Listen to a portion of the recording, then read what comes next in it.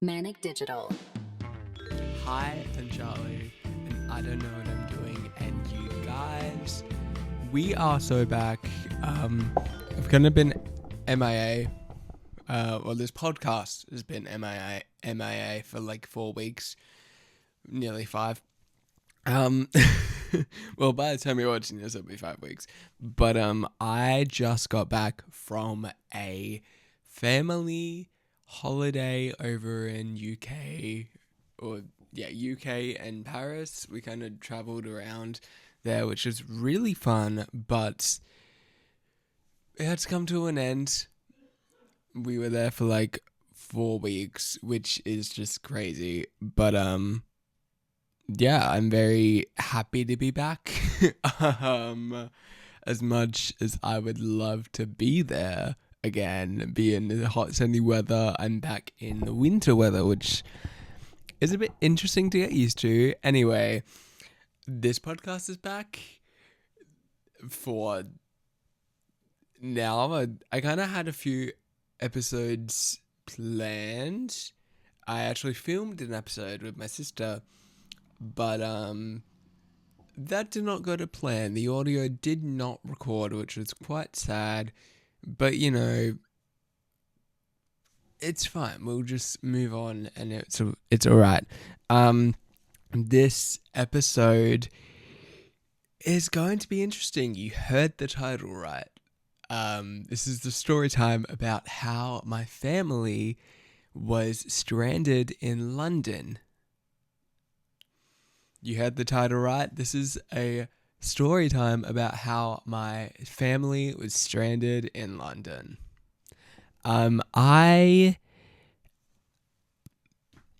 look. This is going to be an interesting one because you would think this has happened like years ago. This recently, it only just happened like the first week of our trip. So with our trip, we went all around to quite a few places. Started off in London, and then we made our way down to Birmingham, and then we went down to Yorkshire, yeah, which is like a few hour drive away. It's like pretty good. Then we went to Edinburgh, Scotland to Edinburgh. And then we kind of ended up at Paris, which, was beautiful. Even though it's way too crowded. I would probably never go there again I would never go there alone. Let's just say that. I would never go to Paris alone unless you knew what the city was like, and you were in an area where it was kind of like a lot quieter. I think the places we went, very busy. I would not recommend going to the Louvre again because that was quite literally a nightmare. The Louvre was a nightmare. It was really hard to walk around in the Louvre, and on top of that, everyone's there to see the Mona Lisa, and all they do is have their phones up and they take photos and videos, and it's like, can I get a good shot? No, I'm having to, get angles with people's cameras in their way and heads in their way, and it's kind of like getting a video or a photo at the concert, like in a GA pit, but 20 times worse. If you've ever sat general admission in a concert, you would know there's phones everywhere, right? This was so much worse. Oh my god.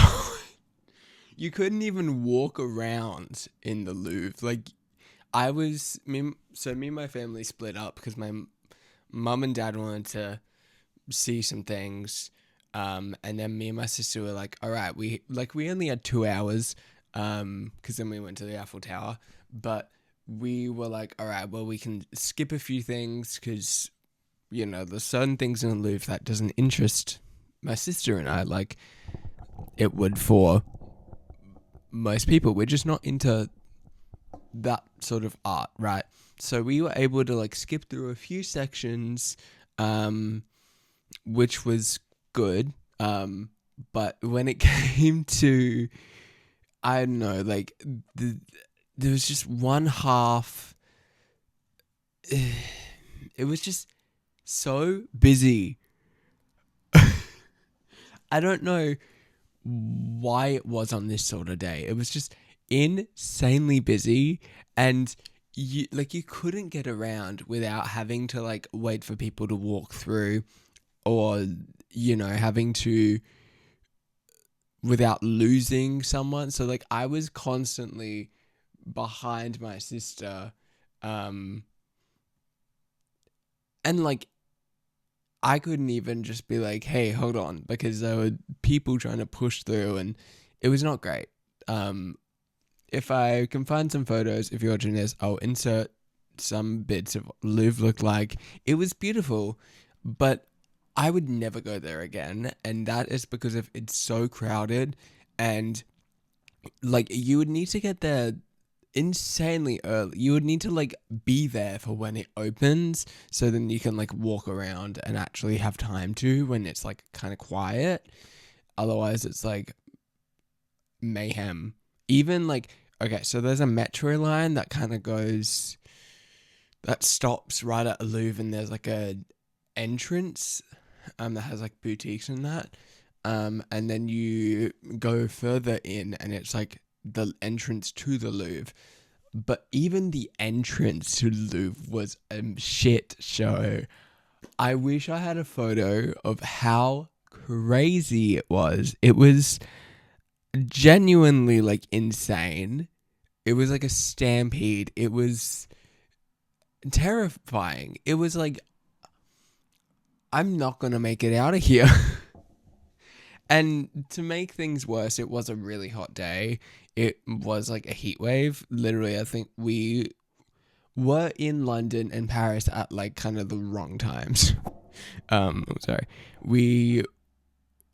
First of all, we were in London for their heat wave, which was not great. I'll get to that in a second. But Paris, like, there were air cons in places, but I feel like the Louvre just did not have air con whatsoever. And I feel like they should have. Like, it wasn't cool in there, like it wasn't chilly, but it was like better than outside. But it also just was like insane. Oh my god, I'm not even gonna get into the toilets and that. Just disgusting. Anyway, so yeah, I would never recommend going to the Louvre. If you go, have a great time, but I would never recommend going unless you get there early, or you have an idea of where you're going and you follow through with that. Otherwise it's like, I'm just walking around and there's like it feels like there's quite literally a million people in there. It was insane. Anyway, what you guys are here for is the story time about how my family was stranded in London on one of the hottest days there. It was insane. So we landed in London on the 20th of June. As of recording this, it's the 24th of July. So yeah, we had around a month. We left Paris on the 20th, so we had a month there. It actually it felt so much longer because on the northern hemisphere it was like twilight, so it wouldn't get dark until like 11 at night, which sounds surreal. and then come back to Australia and because it's winter here, it's like oh, it gets dark at like 5. So that automatically is like what So it's kind of messed with my brain a little bit.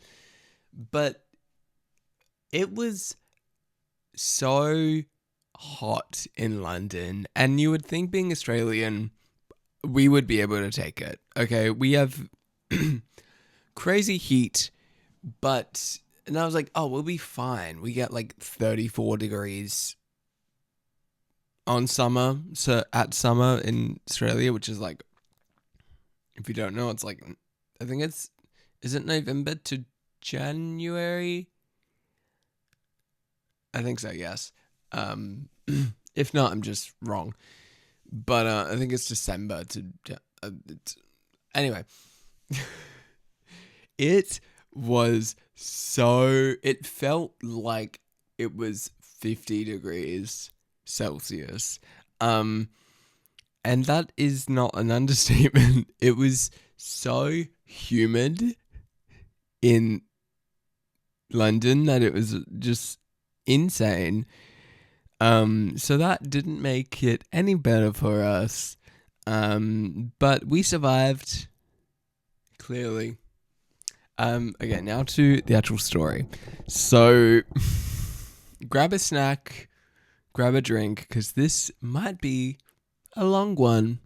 So, we arrived in London on the 20th of June. I don't know what exact time, but we were exhausted. I very specifically had jet lag because I could not sleep on the plane. I don't know what it was, but my brain was just not allowing me to sleep on the plane, even though I had like a comfy like neck pillow thing called Turtle that I like wrapped around my neck, and that still I wasn't comfy. And then I used another neck pillow from, I think my mum was using one. She was like, here, try this.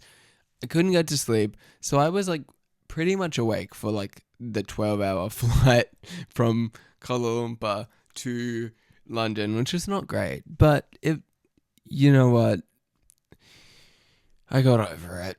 So we land in London, and we are like, all right, well, we gotta, get on a train and find our accommodation. I don't even remember getting off the plane and literally going to our accommodation. Anyway, I do know that we struggled to get, like, that we were told to do a train line to this stop that would go straight to somewhere. I don't know where. It was going to a line, and then this worker who was just doing their job, but they were not nice at all. They were really rude, and they were like, no, this does not stop here, and kind of just being a bitch and not helpful about it. Was mean about it and just not helpful. And so we had these tickets, but we couldn't get through because the tickets apparently weren't valid to go through on this line. So then we had to like go through, we had to go through another bus line with our luggage, the same as quite a few other people who were having the same problem as us. So, you know what? Whatever. Then we were like, okay. I was feeling tired and jet lagged, and I just wanted to go to sleep, but I couldn't. But I was excited to be in London, like anyone would. So then, we struggling to figure out what we need, where we need to go. And then, we make it to a bus that then takes us, or a train that takes us to right outside the airport. Like, there's just like a stop that has like, that's right outside. Not right outside. Well, yeah, it's like at least a minute and a half from the airport. Like it's a separate thing, and there's like these buses that like take you to a bunch of destinations. Um, our original split space space that we were staying at for London was Earl's Court. So were going, we were busing to Earl's Court, and we were like, great, this is going to be fine. Our accommodation's perfect, whatever. Keep in mind, all the accommodation was booked before the months and months before the trip actually happened. So this will make sense in a second. Essentially, we got off the bus and we were like, all right, let's find a luggage like place to put our luggage. We didn't want to walk downstairs. My dad has a bad knee, so he was not wanting to walk a lot. Poor guy had to walk so much more than that, but you know what? You gotta do what you gotta do. It was like kind of annoying. we were the one luggage spot we were going to go to was like down the train station, and like we didn't want to walk with our luggage down to the train station few blocks back just to then do it and grab our luggage and do all this. So then my sister was like the maps of this whole trip, and she was like, oh, well, there's a few luggage places around. There's one like a few kilometers away. So we walk there with the luggage, and we get there and we pay for the luggage and everything. And this is just like one of those like convenience tobacco store. Like it is sketchy as hell, and these guys are sketchy as hell. So my sister's like, I don't feel safe, and I'm tired. I'm like, I don't care what's going on. My mum's like, well, we should just put it somewhere. But my sister's like, I don't feel safe here. I don't think we should do this. So then we end up leaving, and then we find another place, and then we do all this stuff, we do it again, and then, it's kind of back and forth, but then we're like, you know what, what I'm trying to remember what was next. It was like, let's go, we got kind of scammed again, I guess you can say. I don't think it was scammed. I think it was just paid for a place that was closed. So it was like double the amount that we paid. And keep in mind, pounds to Australian dollars is double. So I think it was probably close to like $80 or something like that for one or something. I could be lying. It could just be completely different from that. But let's just say it was $80 for luggage, 4 sets of suitcases to be stored for like a few hours, right? It was quite expensive. So, and of course, my sister was like, well, what do we do now? We were like, what do we do now? We're kind of like stranded at starting to get to the point of what is happening. We just landed and now we need to find another luggage spot. So we find another luggage spot, and at this point it's like, okay, we're fine, we're safe. This person is a lot more trustworthy, so we're fine. It's all good. And then to put cherry on top, the host that we got the booking from was essentially not responding and not saying anything. So my mum's trying to call this person, but we didn't pay for like our SIMs to work internationally, like our phone numbers to work internationally, and we don't want to do it through use our actual like SIMs, because then they'll charge us internationally, and that's so expensive, because I think it was like $10 a day.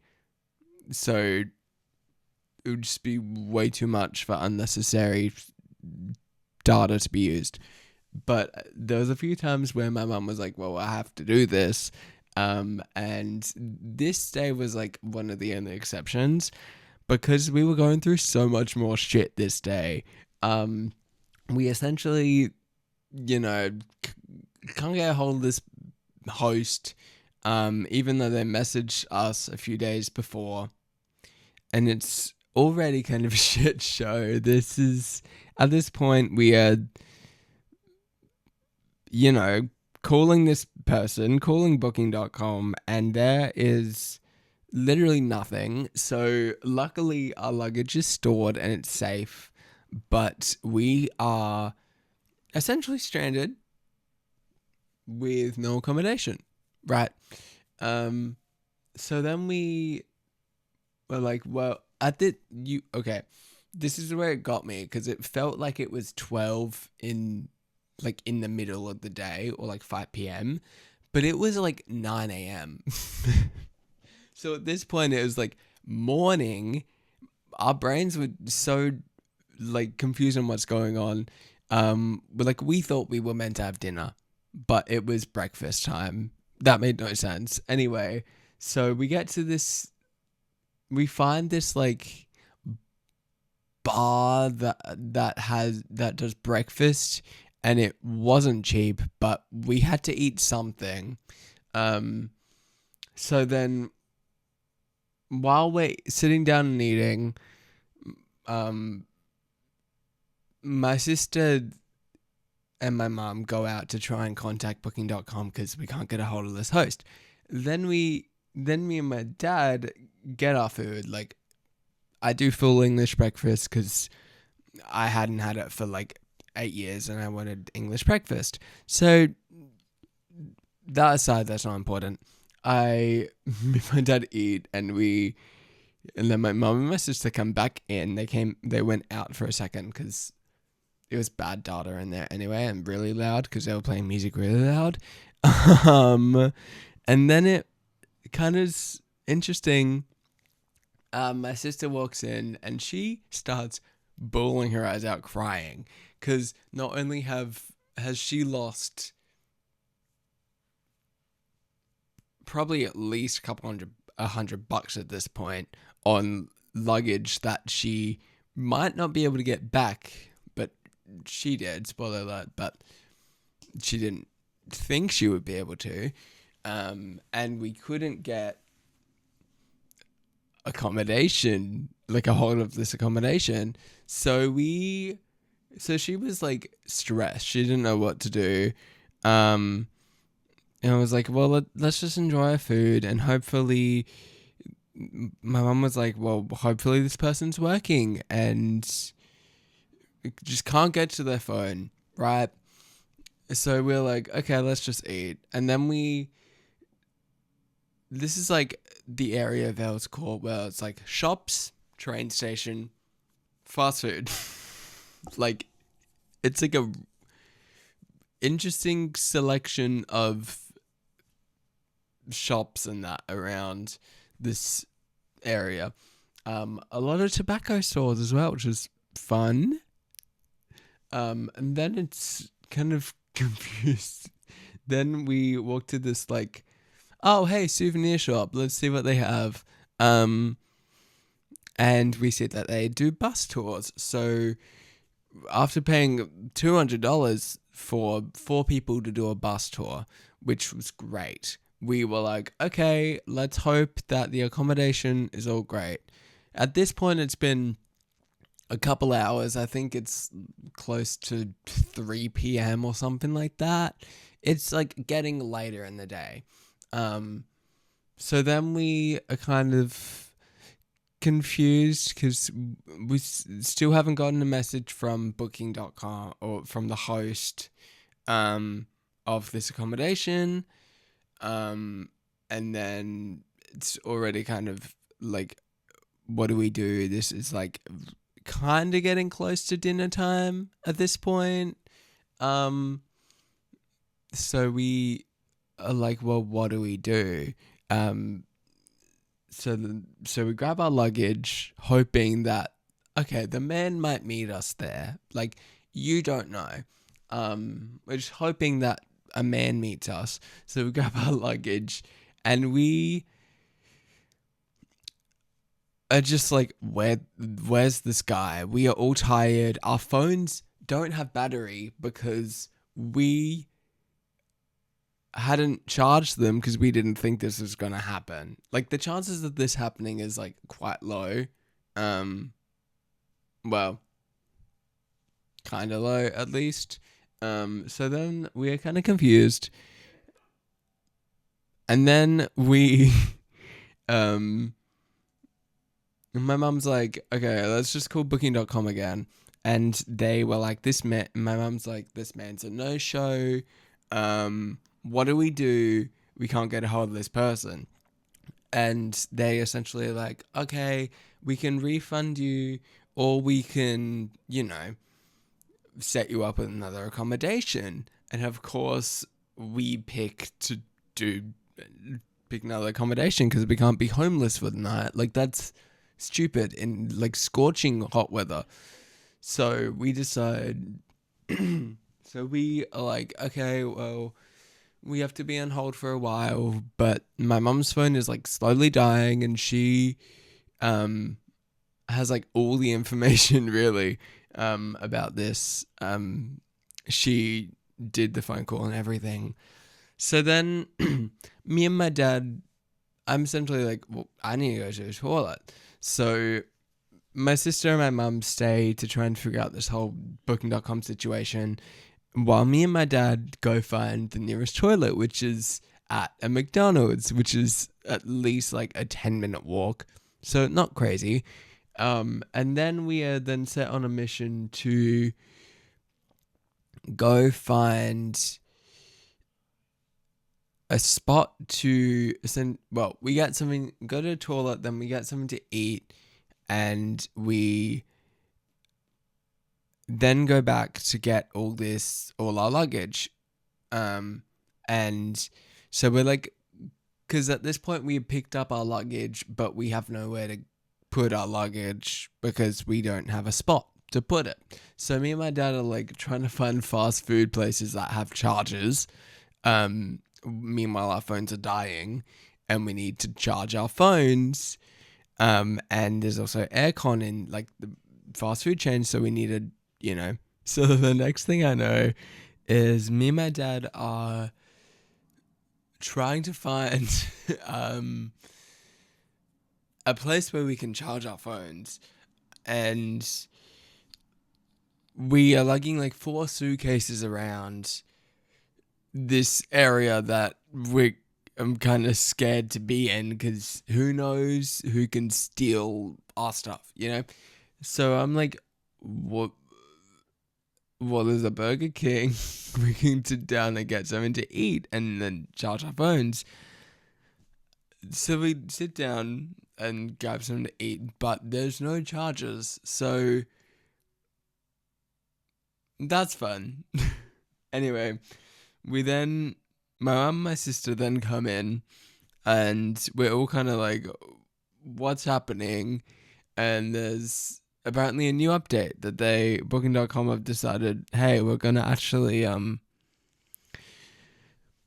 we're going to set you up in new accommodation. We're going to refund you for that one. And then, it'll be all good.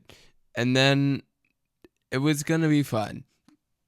And then it was like, these people actually responded and were like, hey, just so we can make sure we got the money, can you pay through this language? Obviously means, hey, this is a scam, because my mum already paid for that accommodation. Kind of stupid. Nothing you can do. Nothing you can really do about it except for reporting it. So then we report it, and then we're like, okay, we actually need to charge our phones. Luckily, there's a Starbucks right across the road from where we were. So me and my dad go to the Starbucks with 2 suitcases, and we're lugging around. And we seeing if there are any ports, and there were ports there. So we sat down, got a coffee, and what happens is the ports don't work. I'm like, great. Excuse me, my phone was going to die. Everyone's phone was going to die.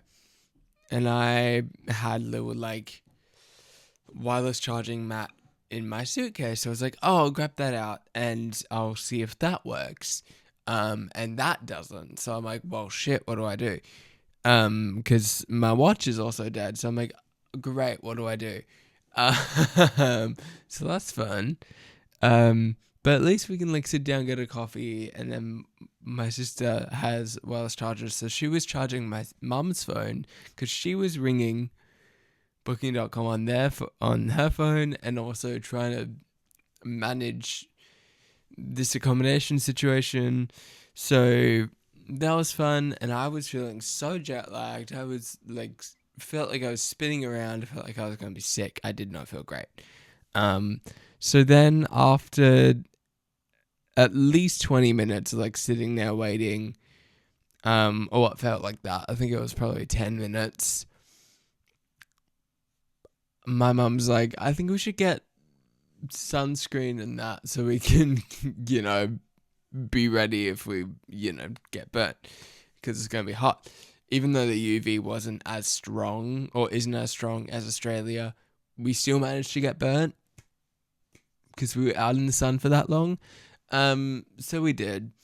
And, I went off and my mum was like, I'll pay for it or something. But, I had my phone and card. I can't do a thing. I'm like, don't worry, I'll pay for it. You just pay me back. Blah, blah, blah. So I go off with my dad. We go to the little, like, Sainsbury's local place, and we just grab sunscreen and lotion, the cheapest ones I can find, and then I pay, get out of there. We're also trying to find if there's another place to charge our phones. And there's a Jollibee like right next to there, which is like Filipino food, I believe. So, and I have a quick look in the store, and there's only one socket, but it's like right near the entrance, so we'll be blocking the entrance. So I'm like, yeah, no, let's just go. So we go, and then by that time that happens, we get back. We're waiting, still on hold at this point. I think it's been like several hours of trying to figure out accommodation. By this time, this is like 2 accommodations. They're trying to get a third one for us. It's a lot. And then they're like, and then Booking.com is like, hey, so we found an accommodation. It's kind of like, it's in Elephant and Castle, which is in a totally different place from where we were. Like, we had to bus to another place with our luggage, then drop our luggage, and then have to try and find a way to get back, because everything we were doing in London, not everything we were doing in London, but most of what we were doing in London was built around being in Earl's Court. So that was quite fun. And then, so then what happens is we're like, okay, we'll take it. We don't want to, like, my mum's kind of like, it's kind of out the way from where we are, and me and my sister are like, just take it. We need an accommodation. We need to sleep. So mum's like, okay, yeah, we'll take it. Keep in mind, we have to pay another like $1,000, a couple $1,000 for this. It's probably like almost $2,000. That I don't. It's kind of running us dry from money that we could have been spending, but I think we got it back, so it's all good. So we were literally in, I went to Starbucks for at least maybe an hour, which I don't think anyone's been in Starbucks that long and been stranded with no accommodation for an hour. So it was a crazy day. We were all just ready to go and, have a sleep. So, um, but obviously at this point, I'm like, oh, shit, I need to pee really badly. Um, and so I'm like, is there a toilet nearby? I need to pee. And there's not. All the toilets they have are like, you need to get a key from, over the counter and then you can go in. Um, which makes sense. It's kind of like disabled, but whatever. So I'm like, no, I'm not doing that. I'll just wait until we find. I was like, hopefully the bus station will have one, and it didn't. So I was like, fuck, whatever. Then, so we walk over to this train station that is just over the road, and we are like, well, where do we go? Um, and it's probably like 20-ish minutes or something away from where we were. So it's like out the way from everything we were going to do, which is not fun, but we made it work. I'm trying to remember what else happened. I remember we trying to get on the bus, or trying to get on the train, like, trying to hold this pee in so I didn't, pee my pants, which I wasn't going to, but it was getting quite bad that I was like, oh no. Anyway, we make it to a place. We make it to Elephant and Castle. And we were trying to figure out where the exit was. Me and my mum. I was like to my mum, I really need to go to the toilet. I was like at this point literally rushing past everyone because I needed to find a toilet. So I was like, I need to be quick. And then I'm like still dizzy. I'm still jet lagged. It's not great. So then I'm tired, So then I'm like to my mum, well, let's try and find a toilet really quickly. And luckily we walk around the corner from this train station and we see a pub. And we're like, well, of course they're going to have a toilet. Like, I feel like it's kind of legally they have to. And even if they don't have a toilet, I was like, even if they don't have just like public toilets, maybe they'll have like staff toilets we can get into. Like, they would have a toilet. So I was like, well, I just need to go pee. So I'm going to do that. My mum waited. And I was like, thank God. Because otherwise I can't wait. Because the accommodation was like walk and then all this stuff. And it was so hot outside. Oh my God. It felt like 40 degrees. It wasn't, but it did feel like it. And then it's like, okay, great. Down the toilet. I'm just really jet lagged. So then so then it's like, oh, my sister's like, well, we're going this way. So since she was the maps for this trip, we were following her. So it was quite great. And then we get to the accommodation finally, and it's like we figure out it's up some stairs, which is not great because if you know hot air rises and UK houses are not built for heat waves, there's like no aircon. It's like all like bricks, pretty much. Not all bricks, but because it's like such an old, country, or it's such an old city, it's like most of the buildings are like built so it keeps the heat in.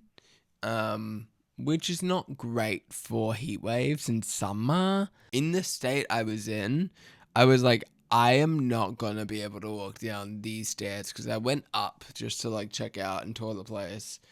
And then I was like too dizzy to be like, no, I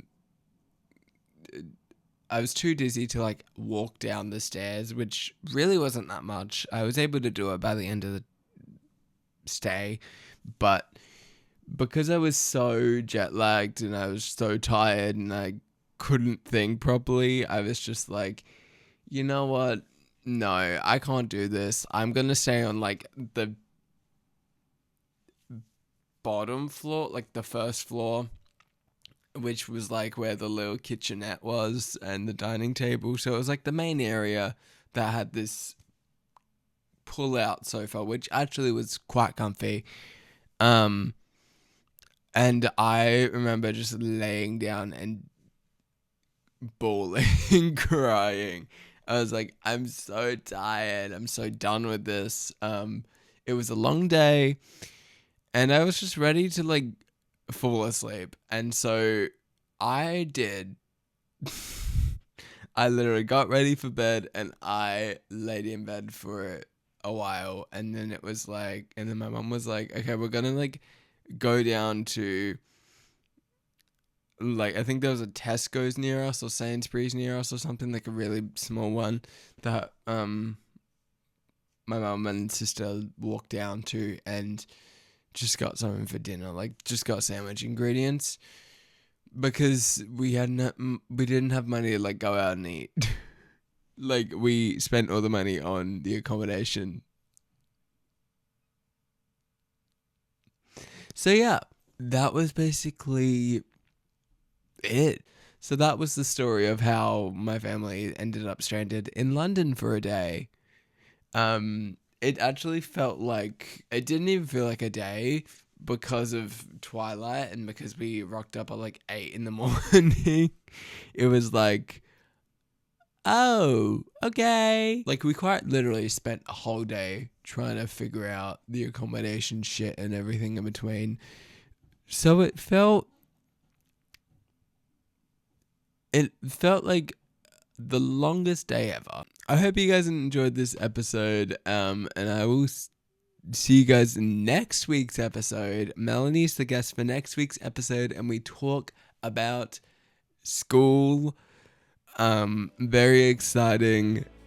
The longest episode we've had in a while on this podcast. But until then, I will see you guys next week for another episode. Bye, guys.